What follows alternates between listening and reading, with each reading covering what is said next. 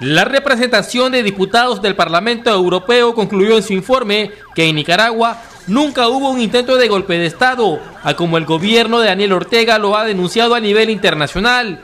El jefe de la misión, Ramón Jáuregui, destacó que el país atraviesa una difícil situación política, lo que ha fracturado a la nación azul y blanco. Sobre los acontecimientos producidos entre abril y junio del 2018, nosotros hemos recibido dos versiones antagónicas. Antagónicas totalmente.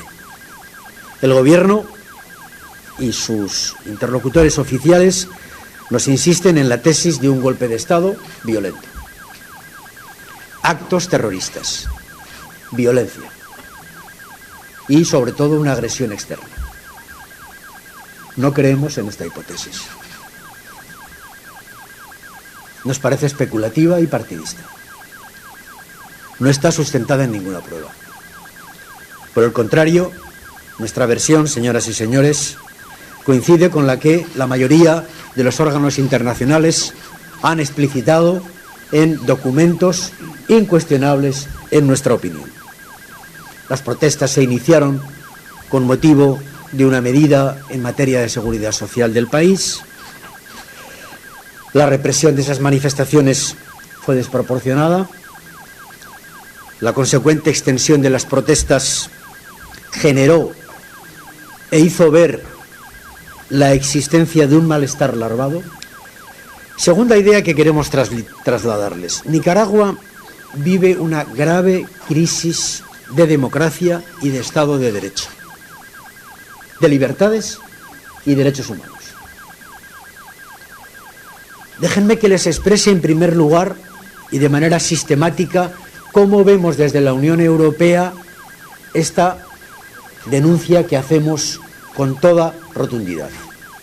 Tres libertades fundamentales: la expresión, la reunión y la manifestación, están seriamente restringidas o inclusive prohibidas y en todo caso limitadas para muchos.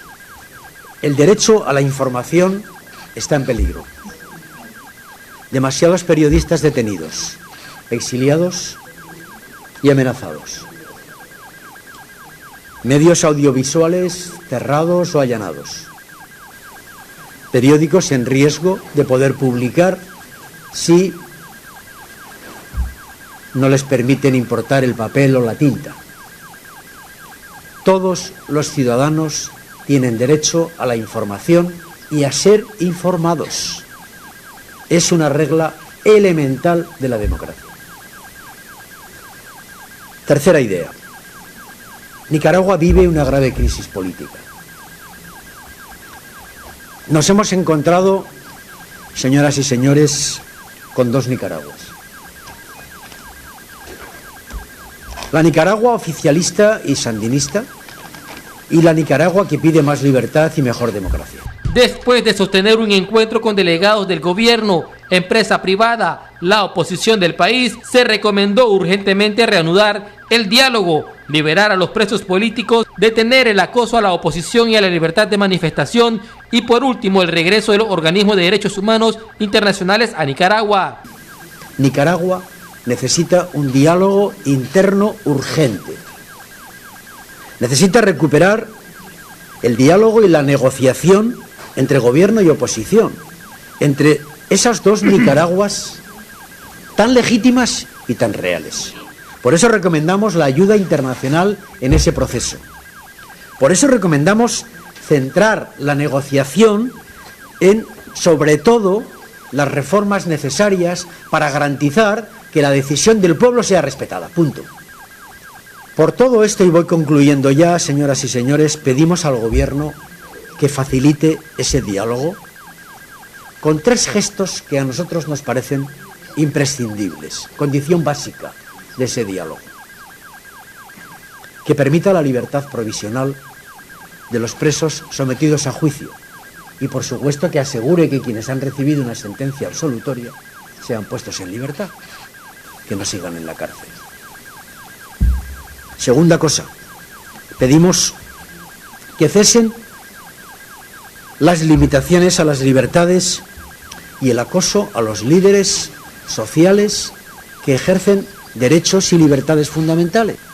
Y tercer gesto que le pedimos al Gobierno, que permita la vuelta al país de las organizaciones internacionales de derechos humanos, de Naciones Unidas, Alto Comisionado de Naciones Unidas, el CIDH, el GIEI, el MESENI, ONGs, organizaciones que son elementos nucleares de la credibilidad internacional. El Gobierno cometió un error, en nuestra opinión, expulsándolas o privándolas de personalidad jurídica a organizaciones cuya voz transmiten una enorme credibilidad en todo el mundo. La misión internacional, tras permanecer 3 días en el país, no estableció una fecha límite para que el presidente de Nicaragua, Daniel Ortega, cumpla con las recomendaciones brindadas, pero eso sí, en el mes de abril, ellos presentarán el informe conclusivo ante el Parlamento Europeo para que se apruebe una resolución, ya que el pasado 31 de mayo condenaron los actos represivos de parte del gobierno Ortega Murillo. Con imágenes de Julio Real en Acción 10, Jairo Castillo.